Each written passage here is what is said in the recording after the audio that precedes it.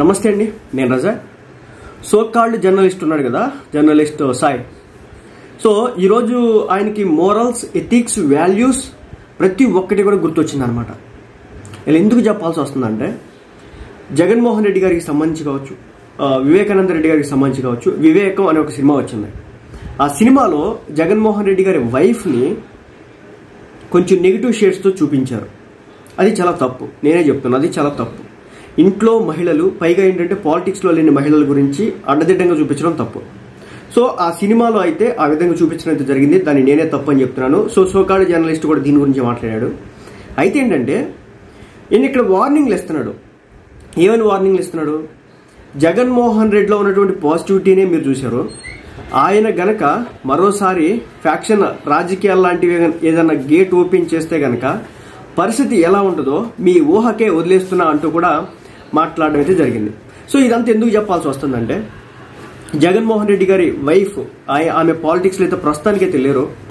అయినప్పటికీ కూడా ఆమెను టార్గెట్ చేస్తూ చేసినటువంటి ఆ సినిమా ఏదైతే ఉందో, సో ఇంట్లో ఉన్నటువంటి మహిళలకి టార్గెట్ చేస్తూ చేశారు కాబట్టి తప్పనిసరిగా రేపు ఎలక్షన్స్లో గెలిచినా గెలవకపోయినా జగన్మోహన్ రెడ్డి తప్పనిసరిగా ఎవరైతే ఈ పని చేశారో వాళ్ళపై రివెంజ్ తీర్చుకుంటారు అన్నట్లుగా చెప్పే ప్రయత్నం అయితే చేశాడు.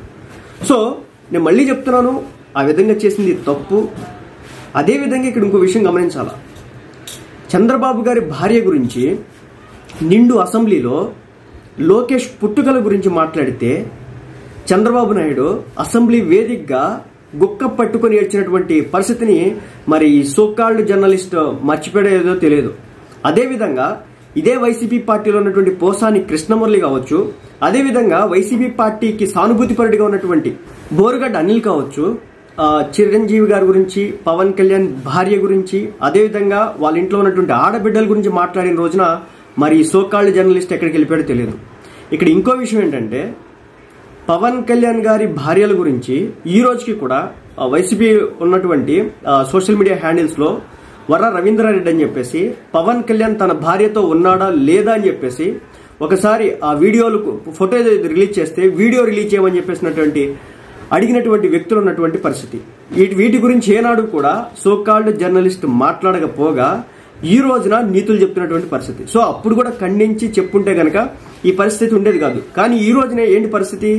కేవలం జగన్మోహన్ రెడ్డి గారికి సంబంధించి, ఆయన భార్యకు సంబంధించి రకరకాల సంబంధాలు అండగట్టే విధంగా వీడియో సినిమా చేసిన నేపథ్యంలో ఎస్ కరెక్టే, దాన్ని తప్పుపట్టడం 100% కరెక్ట్. అదేవిధంగా పవన్ కళ్యాణ్ గారి విషయంలో, అదేవిధంగా చంద్రబాబు నాయుడు గారి విషయంలో ఈ రోజుకి కూడా పవన్ కళ్యాణ్ గారి వ్యక్తిగత జీవితం గురించి, పెళ్లిళ్ల గురించి, కార్లు మారుస్తున్నాడని చెప్పేసి ఏకంగా ఒక రాష్ట్ర ముఖ్యమంత్రిగా ఉన్నటువంటి వ్యక్తి మాట్లాడుతున్నటువంటి మాటలే నువ్వు ఖండించి ఉంటే గనక ఈ రోజు నువ్వు మాట్లాడిన ప్రతి మాటకి కూడా ఒక శాంటిటీ ఉండేది, నీకంటూ కొన్ని ఎథిక్స్, కొన్ని వాల్యూస్ ఉండేవి.